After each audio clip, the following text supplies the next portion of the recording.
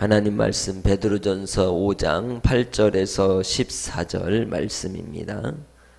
근신하라 깨어라 너희 대적마귀가 우는 사자같이 두루다니며 삼킬 자를 찾나니 너희는 믿음을 굳건하게 하여 그를 대적하라. 이는 세상에 있는 너희 형제들도 동일한 고난을 당하는 줄을 알미라. 모든 은혜의 하나님 곧 그리스도 안에서 너희를 부르사 자기의 영원한 영광에 들어가게 하시니가 잠깐 고난을 당한 너희를 친히 온전하게 하시며 굳건하게 하시며 강하게 하시며 털을 견고하게 하시리라. 권능이 세세무궁하도록 그에게 있을지어다. 아멘. 내가 신실한 형제로 아는 실로아노로 말미암아 너희에게 간단히 써서 권하고 이것이 하나님의 참된 은혜임을 증언하노니 택하심을 함께 받은 바벨론에 있는 교회가 너희에게 문안하고 내 아들 마가도 그러하니라. 너희는 사랑의 입맞춤으로 서로 문안하라. 그리스도 안에 있는 너희 모든 이에게 평강이 있을지어다. 아멘. 베드로 사도는 이 소아시아 교회들에 대하여 보낸 편지를 마무리하면서 권면하는 아주 중요한 신앙의 원리가 있는데 그것이 바로 영적으로 무장하는 삶이라고 말할 수 있습니다. 베드로전서의 전체 속에서 흐르는 고난과 박해 속에서 그 모든 시련의 유혹과 또 어려움을 극복해 나아갈 때 결국 우리는 영적으로 무장하여 마귀를 대적하는 믿음의 삶을 살아 끝까지 인내함으로 승리하는 자가 되어야 할 것을 권고하고 있는 것입니다. 사탄 마귀는 어떤 존재입니까? 예수님께서 요한복음 10장 10절에 말씀하기를 도둑이 오는 것은 도둑질하고 죽이고 멸망시키려는 것뿐이라고 하셨습니다. 요한복음 8장 44절에서도 이 사탄에 대한 이 구체적인 이 특성을 세 가지로 언급하셨습니다. 너희는 너희 아비 마귀에게서 났으니 너희 아비의 욕심을 너희도 행하고자 하느니라. 저는 처음부터 살인자요 진리가 그 속에 없으므로 진리에 서지 못하고 거짓을 말할 때마다 제 것으로 말하나니 이는 저가 거짓말쟁이요 거짓의 아비가 되었습니다. 곧 이 말씀을 통하여 우리가 알 수 있는 이 세 가지의 특성이 그는 욕심을 따라 행하게 하는 존재이고 그리고 또한 결국 멸망케 하는 이며 거짓의 아비임을 말씀하고 있다는 것입니다. 마귀 사탄에 의해서 끊임없이 이 세상이 영향권 아래 있을 때에는 항상 거짓으로 또 속이고 멸망케 하는 길로 향하여 나아가는 그러한 모습으로 나타날 수밖에 없는 것입니다. 이 본문에서도 우는 사자와 같이 두루다니며 삼킬 자를 찾는다고 8절에 말씀한 그러한 사탄의 전략과 이 공격 속에서 끝까지 믿음을 지키며 주님 앞에 설 수 있는 복된 성도들이 되시기를 주의 이름으로 축복합니다. 우리 주님은 참이십니다. 진리이시고 항상 선을 따라 하나님의 뜻으로 순종케 하십니다. 우리 주님은 의이십니다. 우리가 믿음으로 하나님의 자녀가 되었을 때에도 우리는 참 진리를 따르고 하나님의 나라와 의를 위하여 살고 그리고 또한 생명으로 영원한 생명으로 사는 존재가 되었다는 것을 우리는 생각하고 주님 안에서 우리의 삶의 방향이 욕심을 따라 사는 삶이 아니라 또한 누군가를 속이고 멸망케 하려는 삶이 아니라 또한 우리의 인생 속에서 거짓으로만 사는 인생이 아니라 참 진리로 진실함으로 살아갈 수 있는 복된 성도들이 되시기를 주의 이름으로 축복합니다. 끊임없이 이 사탄의 미혹과 유혹 속에서 이 자기 백성들을 넘어뜨리려고 하는 그러한 가운데 우리가 이길 수 있는 승리할 수 있는 비결이 무엇입니까? 8절에 근신하여 깨어있으라고 말씀합니다.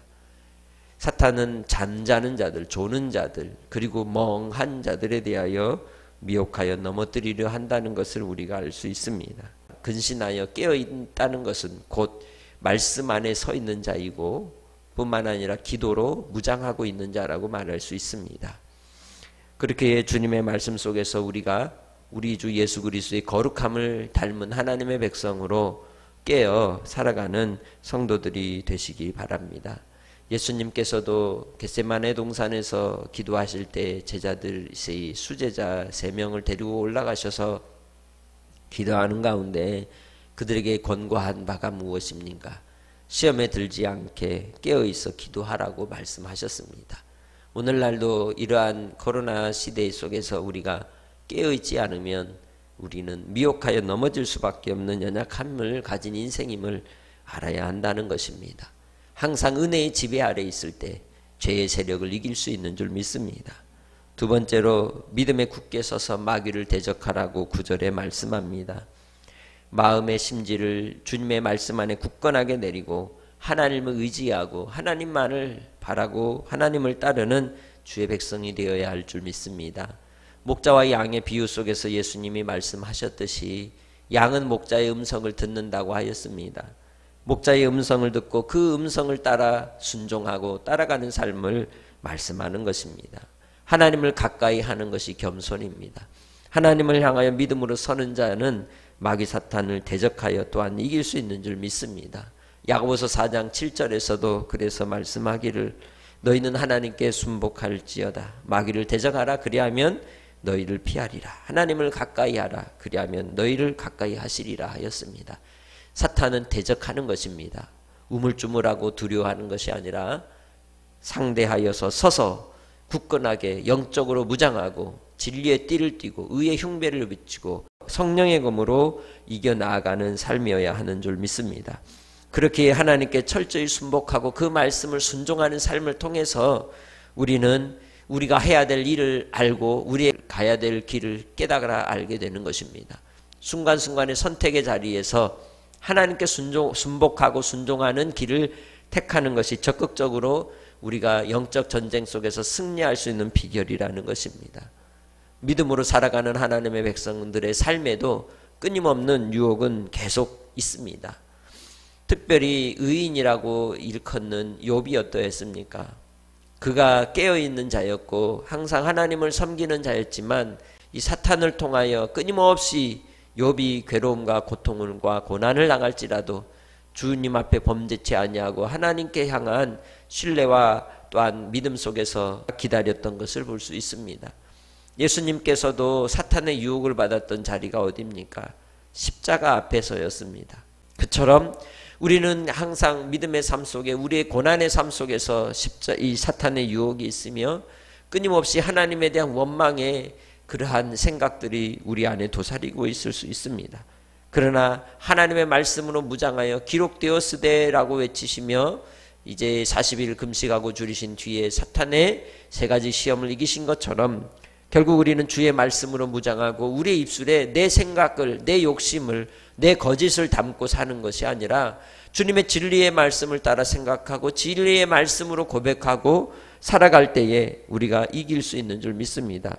그러한 믿음의 삶을 통하여 우리가 주님 앞에 인정받는 하나님의 백성들이 되시기를 주의 이름으로 축복합니다. 오늘 말씀을 통하여 오늘 우리의 인생 속에서 계속해서 싸워야 될 우리의 삶이 무엇이겠습니까? 사탄 마귀에 대한 대적입니다. 끊임없는 이 세상 속에서 우리는 죄에 대한 유혹을 받게 됩니다. 욕심의 유혹을 받습니다. 거짓의 유혹을 받습니다. 자기 변명의 유혹을 받습니다. 그러나 그 속에서 우리는 진실을 따라야 할 것이며 또한 진리 안에서 겸손히 아버지의 뜻을 구하고 겸비하는 삶을 살아야 할 줄 믿습니다. 주님 말씀 속에서 믿음으로 행하는 한날의 삶이 되시기를 주의 이름으로 축복합니다. 하나님 아버지 감사합니다. 오늘도 한날을 허락하셔서 믿음으로 살아가게 하시고 주의 뜻을 분별할 수 있도록 은총을 허락하여 주옵소서. 아버지 하나님, 의와 진리의 거룩함으로 지으심을 입은 새 사람으로 오늘 하루도 살기 원하오니 악한 사탄의 유혹 속에서 깨어있어 말씀으로 이겨나가게 하시고 주님의 백성으로 항상 주님과 동행하는 임마누엘의 은혜가 있게 하여 주옵소서. 오늘도 주님 환우들을 붙들어 주시고 치료하여 주시고 고쳐주시고 또한 경제적인 어려움 가운데 있는 심령들 사탄의 유혹 속에서도 믿음으로 인내하여 하나님 앞에 영광 돌리는 복된 하나님의 은혜의 응답이 있기를 간절히 원하옵고 예수님의 이름으로 기도합니다. 아멘.